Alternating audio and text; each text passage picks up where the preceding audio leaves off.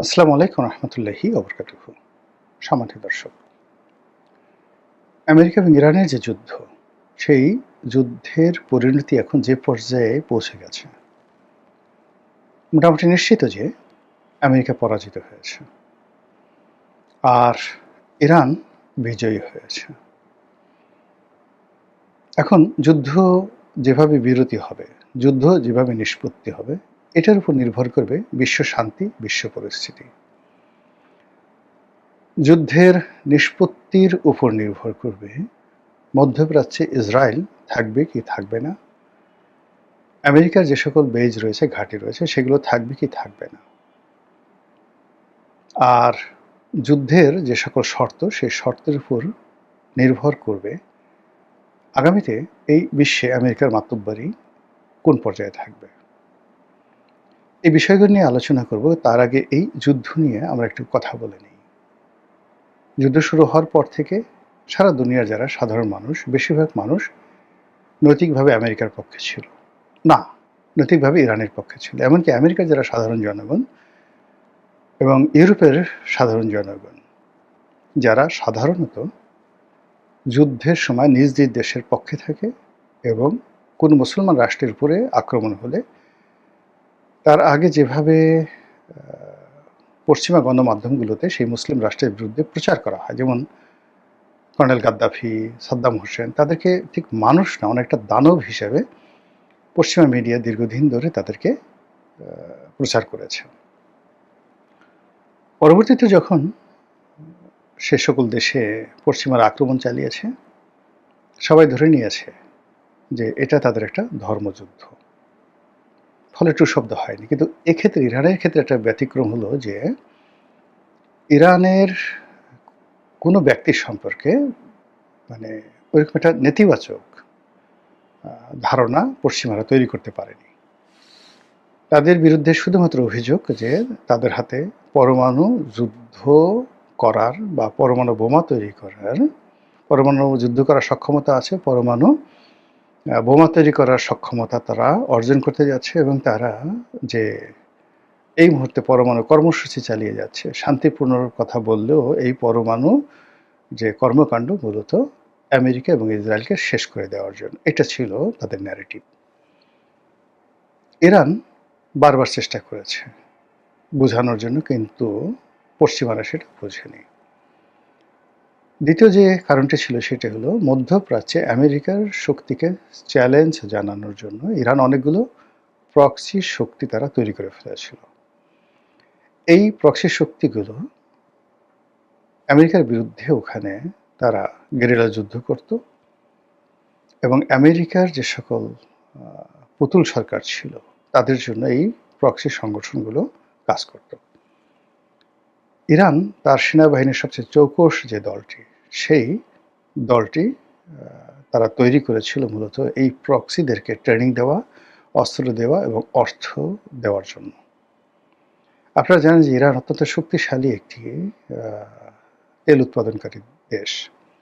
তাদের এই যে তেল বিক্রির যে টাকা, এর একটা বিরাট অংশ তারা সামরিক খাতে ব্যয় করেছে। যেখানে মধ্যপ্রাচ্যের সব দেশই বিত্ত বিলাস, রাজপ্রাসাদ তৈরি করার জন্য ব্যয় করেছে, ইরান কিন্তু সেখানে হিজবুল্লাহর পেছনে, হামাসের পেছনে, ফিলিস্তিনিদের পেছনে, তারপর হুতিদের পেছনে অনেক অনেক টাকা খরচ করেছে। এবং এটা যে ইরানের একটা স্মার্ট ডিসিশন ছিল, এটা এই যুদ্ধের সময় প্রমাণিত হয়েছে। যা হোক, ইরান তাদের সক্ষমতা যাচাই করার জন্য তাদের প্রক্সি যোদ্ধাদের দিয়ে নানাভাবে বিভিন্ন সময় তারা আক্রমণ চালিয়েছে এবং আমেরিকাকে ব্যতিব্যস্ত রেখেছে।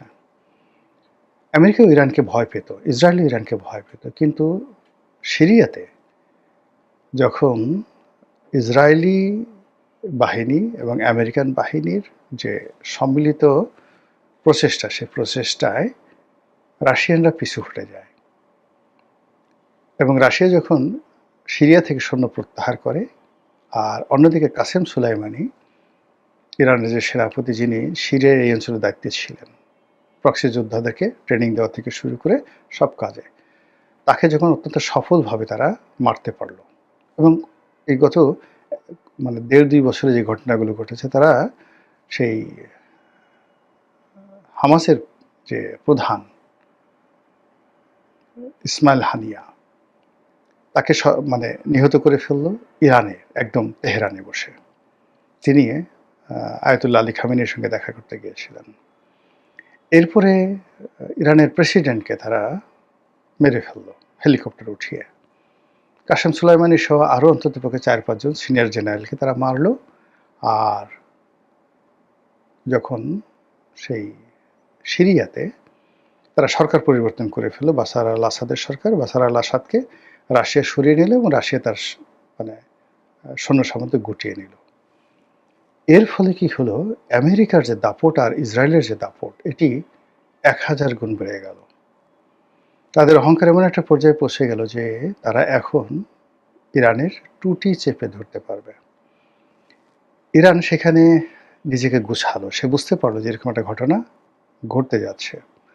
অন্যদিকে রাশিয়াকে বিভিন্নভাবে তার অর্থনৈতিক অবস্থাকে টুটি চেপে ধরেছে ইউরোপের মাধ্যমে, তারপরে ইউক্রেন যুদ্ধের মাধ্যমে তার যে প্রেশার, অর্থনীতির উপর প্রেশার, সামরিক বাহিনীর উপর প্রেশার, এটা মিস্টার পুতিনকে একেবারে চ্যাপা করে ফেলেছে। এর বাইরে যেটা হলো, সিরিয়াতে রাশিয়ার পতন।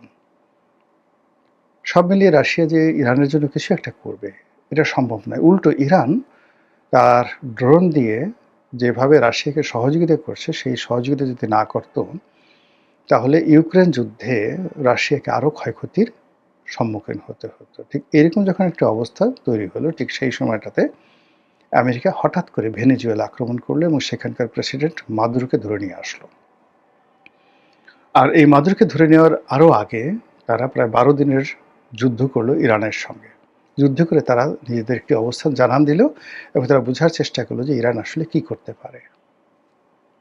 এরপরে ওই ১২ দিনের যুদ্ধের পর তাদের আরও অহমিকাবোধ বেড়ে গেল এবং তারা সেই ভেনেজুয়েলাকে অবদমিত করে তাদের অ্যাম্বিশন এমন হয়ে গেল যে তারা আয়াতুল্লাহ আলী খামেনিকে ধরে নিয়ে আসবে অথবা তারা মেরে ফেলবে।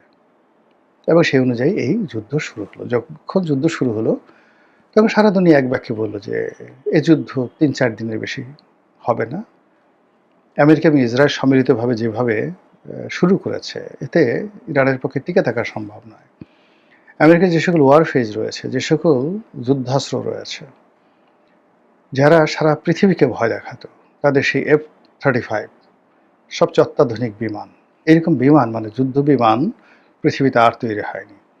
এবং এই প্রযুক্তিটি 35-এর প্রযুক্তিটি সে সম্ভবত আর কাউকে দেয়নি। ২ নম্বর হলো যে তাদের যে সকল বড় বড় যুদ্ধজাহাজ, যেগুলোর ভয়ে সারা পৃথিবীতে কম্পন তৈরি হতো ৬০-এর দশক থেকে আজ অবধি, সেই বড় বড় যুদ্ধজাহাজগুলো, অনেকগুলো যুদ্ধজাহাজ পারস্য উপসাগরে পাঠালো, আরব সাগরে পাঠালো, হরমুজ প্রণালীর কাছাকাছি পাঠালো। এরপর তাদের যে ঘাঁটিগুলো, সামরিক ঘাঁটিগুলো, ইরাকের সামরিক ঘাঁটি, সিরিয়া থেকে শুরু করে মধ্যপ্রাচ্যের প্রায় সব দেশে তাদের সামরিক ঘাঁটি রয়েছে, আর সবচেয়ে বৃহত্তর ঘাঁটি রয়েছে কাতার। এগুলোকে মারাত্মকভাবে শক্তিশালী করলো, ঘোষণা দিয়ে শক্তিশালী করলো, তারপরে যুদ্ধ শুরু করলো। তো সেই যুদ্ধের প্রেক্ষিতে ইরান যেভাবে রেসপন্ড করেছে, আক্রমণ, প্রথমত শত্রুপক্ষের আক্রমণ মোকাবেলা করেছে। শত্রুপক্ষের আক্রমণে যারা ক্ষয়ক্ষতির শিকার হয়েছেন, তারা এটাকে স্বাভাবিকভাবে নিয়েছে। এবং যেভাবে ইরানের সামরিক বেসামরিক নেতৃবৃন্দকে হত্যা করে সেখানে একটা রাজনৈতিক শূন্যতা তৈরি করার চেষ্টা করেছে, সেটা তারা মোকাবেলা করেছে। ইরানে দ্রব্যমূল্য বৃদ্ধি নিয়ে বেশ কিছুদিন ধরে, এই যুদ্ধের আগে প্রায় ২-৩ মাস ধরে ভীষণ রকম সেখানে আনরেস্ট চলছিল, বিক্ষোভ চলছিল, লক্ষ লক্ষ মানুষ রাস্তায় নেমে আসছিল। আমেরিকা মদদ দিচ্ছিল, কিন্তু ইরানের এই অভ্যন্তরীণ যে সমস্যা, আমেরিকা আশা করেছিল যে এই যুদ্ধের ফলে সাধারণ জনগণ রাস্তায় নেমে আসবে, রেজিমের বিরুদ্ধে দাঁড়াবে। কিন্তু পরিস্থিতি উল্টো হলো। সেই জনগণের যারা বিদ্রোহ করেছিল, তারা এখন বলল যে না, আমরা ইরান চাই, আমরা আমেরিকা চাই না। তারা তাদের সেই দ্রব্যমূল্য বা অন্য যা কিছু হয়েছে, এটা নিয়ে আর কোনো অভিযোগ তারা না করে বরং তারা অস্ত্র হাতে তুলে নিল। আচ্ছা, এরপরে কি হলো, যখন সরাসরি যুদ্ধ, এখন ইরানের যুদ্ধ বলতে হালকা কিছু বিমান আছে, স্বল্প পাল্লার বিমান।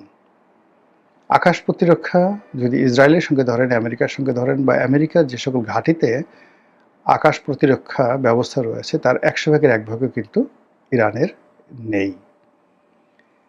শুধুমাত্র তাদের শাহেদ ড্রোন, স্বল্প মাত্রার ক্ষেপণাস্ত্র, মাঝারি পাল্লার ক্ষেপণাস্ত্র এবং দূর পাল্লার ক্ষেপণাস্ত্রের কথা আমরা শুনেছি কিন্তু আমরা বিশ্বাস করিনি। কিন্তু যখনই তাদের মাঝারি পাল্লার ক্ষেপণাস্ত্র 4000 কিলোমিটার পথ অতিক্রম করে ভারত মহাসাগরের দিয়াগো গার্সিয়া দ্বীপে আক্রমণ চালালো পরপর দুটো, তখন সারা পৃথিবীর মাথা খারাপ হয়ে গেল যে মাঝারি পাল্লার ক্ষেপণাস্ত্রের যদি এই রেঞ্জ হয়, তাহলে তাদের দূরপাল্লার ক্ষেপণাস্ত্র সরাসরি তারা সেই ইরান থেকে বা তেহরান থেকে তারা আক্রমণ চালিয়ে আমেরিকার মূল ভূখণ্ডে আঘাত আনতে পারে। এই ভয় সবার মধ্যে ছড়িয়ে পড়েছে।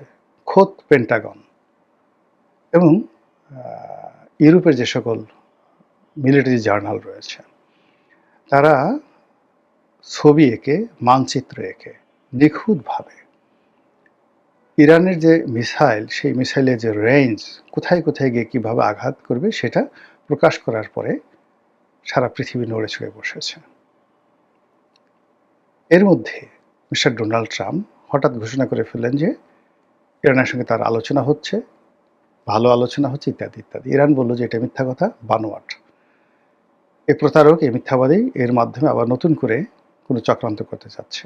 একে বিশ্বাস করা যায় না।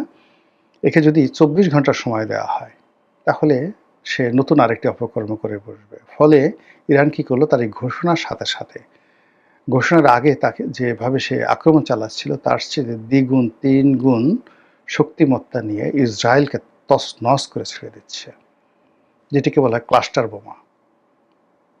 সেই ক্লাস্টার বোমা যেভাবে নির্বিচারে ইসরায়েলের উপর যাকে বলা হয় ফেলা হচ্ছে, ইসরায়েল তছনছ হয়ে গেছে, ইসরায়েল দ্বিতীয় গাজা হয়ে গেছে। এমনও ঘটনা ঘটেছে যে বেঞ্জামিন নেতানিয়াহু, ইসরায়েলের প্রধানমন্ত্রী, সে অবস্থা মানে যাকে বলা হয় সে এই যুদ্ধ অবস্থা দেখার জন্য রাস্তায় বের হচ্ছিল এবং জনগণকে উজ্জীবিত করার জন্য সে কিছু ভংসং করছিল।